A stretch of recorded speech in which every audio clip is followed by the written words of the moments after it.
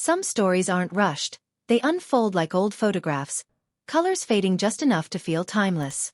Black Sheep Squadron wasn't merely a show about warplanes and missions.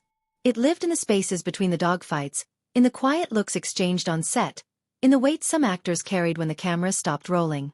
Behind the charisma of Robert Conrad and the roar of vintage aircraft, there was a history. One shaped by missed chances, quiet regrets, and legacies that no one saw coming. A series born from both memory and imagination, it carried truths too layered for its runtime. The real Pappy Boyington stepping onto the set didn't just blur fiction and reality, it anchored them. Conrad's off-screen shadows, once nearly enough to cost him the role, became part of what made his performance resonate. For some, it was just a job. For others, a turning point. In the echoes of its final scenes, a British rock star walked into the frame, and something shifted. There's a kind of reverence in how the cast moved through it all, carrying loss, family, and ambition like invisible gear. Choices made off-camera often shaped what made it to screen. And sometimes, the smallest decisions echoed loudest. A title change here, a role turned down there, enough to nudge the path of a whole legacy. These aren't just memories. They're markers in a trail few ever noticed. But they were always there, stitched into the flight path. And while the show faded after 2 seasons, its impact never really left the runway. The aircraft may have been repurposed trainers, but the emotions were genuine, layered, and sometimes heavy. In Red West's quiet departure to grieve a friend, there was more truth than any script could capture. The shift in tone between seasons wasn't just a creative gamble. It was a reflection of an era trying to keep up with itself. Nancy Conrad's appearance brought a blend of sincerity and strategic move-making that mirrored the business of television. Even the presence of a dog, or rather 2, softened the edges of a harsh world crafted for weekly drama. The show moved with the pace of the time, adapting where it could, resisting where it wouldn't. Each choice, each frame, stood at the crossroads of art and industry. It wasn't perfect. It didn't try to be. But in that, it found something lasting. A quiet legacy, passed down not in noise, but in resonance. The kind that lingers long after the engines cut and the screen fades to black. Underneath the roaring engines and tense squadron formations, Black Sheep Squadron carried weight its viewers never fully saw. Robert Conrad, already known for his daring stunts and sharp presence, brought something heavier to the role of Colonel Greg Pappy Boyington, a reflection of his own complicated path. Producers hesitated, nearly turning him away due to a reputation for bar fights and volatility, a tension that lingered behind the scenes even after he was cast.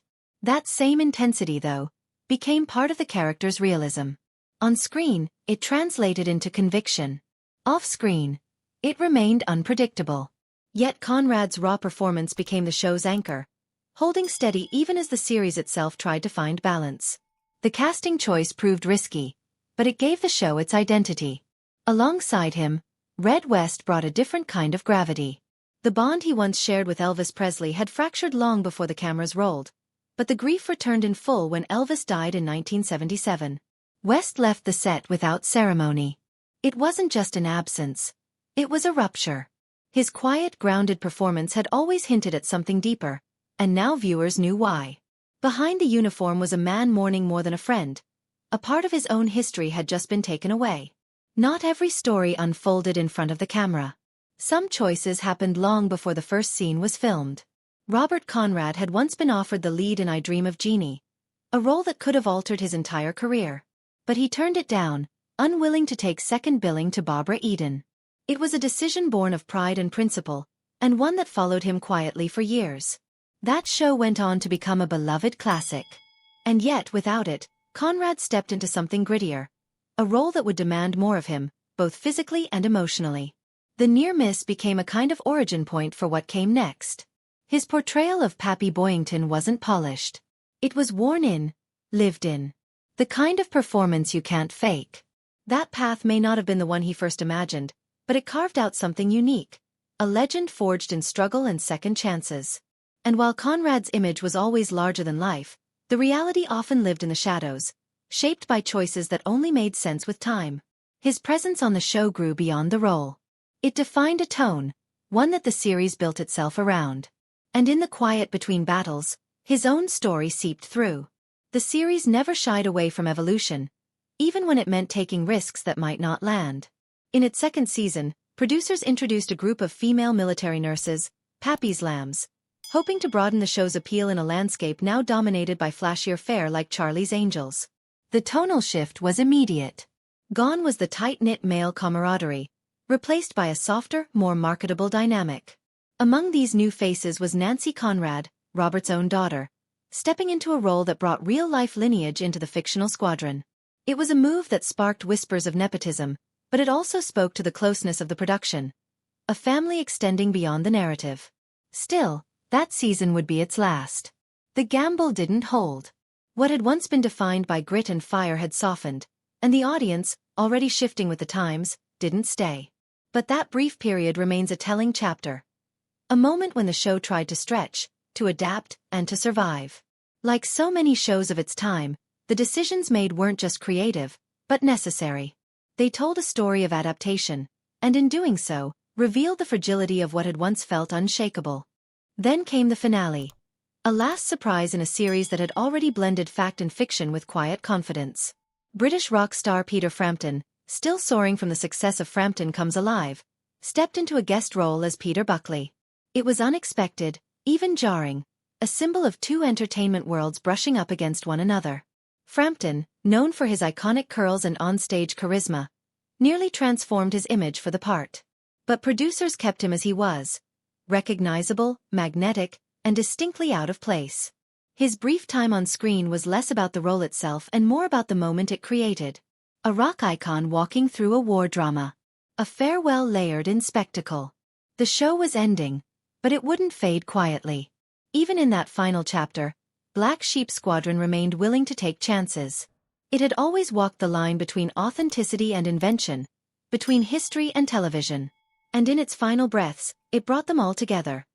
Pilots, rock stars, family, memory. It didn't need fanfare. It had its own rhythm. One that started in the skies and landed in something far more lasting. The hearts of those who lived it, and those who still remember. Robert Conrad's legacy on Black Sheep Squadron wasn't just about his presence on screen. It was about how close he came to never being there at all. Producers doubted him, wary of his offset reputation for fights and defiance, unsure if his personality would sink the series before it even took flight. Yet, it was that same raw energy, that stubborn grit, that made him perfect for Pappy Boyington. When the decision was made, it felt less like a casting and more like a gamble. Conrad stepped into the role with the weight of someone who knew what was at stake.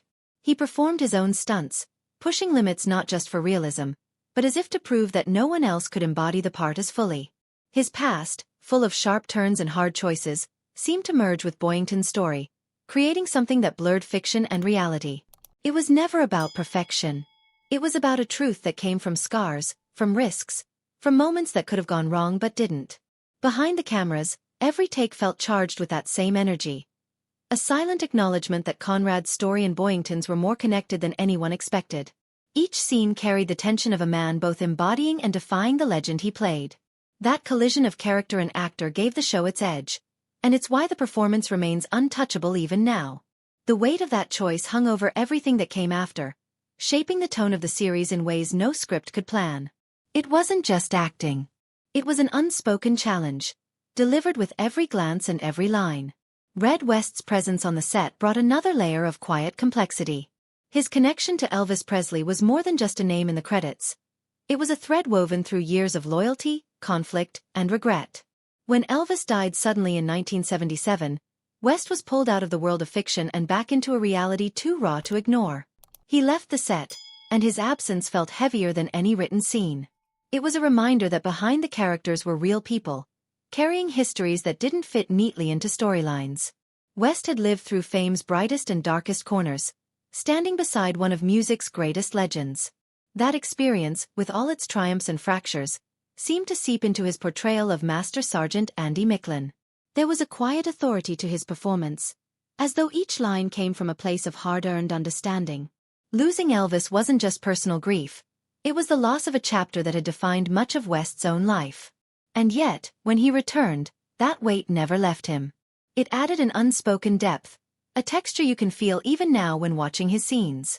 In moments where the story touched on loyalty or loss, you could sense that this wasn't acting. It was lived experience bleeding through the screen. The cast felt it. The crew felt it. And without saying a word, the show carried that unshakable presence forward. The story's intensity didn't end with the performances. The very foundation of the series was shaped by bold, sometimes risky creative decisions that kept it standing apart. Bringing the real Pappy Boyington onto the show as General Harrison Kenley wasn't just a tribute. It was a fusion of history and entertainment rarely seen in television. Here was the man whose life inspired the entire series, stepping into the fictionalized version of events, bridging the gap between reality and the dramatized stories built around his legend. Every time he appeared, it was a reminder that these tales, though polished for television, were rooted in truth. It lent a gravity to the episodes that no amount of scriptwriting could fake. The presence of the actual war hero was like a silent seal of authenticity, grounding the show in something bigger than its own narrative. This intersection of real history with Hollywood storytelling gave Black Sheep Squadron a unique power. It wasn't just another war drama. It was a piece of lived history, shaped by those who had been there and by those who dared to tell their story in front of millions. Boyington's cameos were brief, but they left a mark that could be felt long after the credits rolled. They reminded viewers that beneath the action and adventure were real sacrifices, real people, and a history that deserved to be remembered. By the time the series approached its later chapters, change was inevitable. Ratings battles with flashier shows meant the producers had to adapt, introducing female military nurses, Pappy's lambs, in an attempt to widen the audience. Among them was Nancy Conrad, Robert Conrad's daughter, whose presence blurred the line between family and fiction. Her casting added a personal touch, but also sparked tension over whether the show was straying too far from its original spirit. The tone shifted, moving away from the raw camaraderie of the squadron toward something softer, something designed to compete in a changing TV landscape. For some, it was a necessary evolution. For others, it felt like losing what made the show powerful. That second season carried the weight of these choices, and while it kept the story alive a little longer, it also marked the beginning of its end. Yet even in this shift, there was a sense of resilience, of a series trying to hold its ground while the world moved on. It was a reminder that every story, no matter how strong, eventually faces a turning point. And when the finale came, the arrival of Peter Frampton was both unexpected and perfectly timed, a parting gesture that felt like both celebration and farewell. His presence gave the show's last moments a strange kind of harmony. War, music, fame, and memory blending into one final frame. Black Sheep Squadron didn't vanish.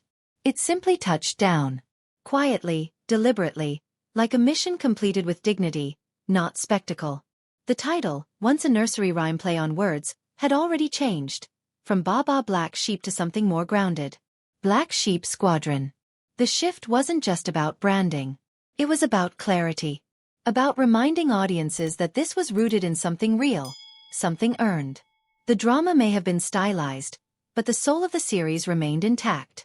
Even when changes came, cast additions, tonal pivots, shifts in audience tastes, the foundation stayed. It had always been about resilience. That carried through every episode, every storyline, every risk.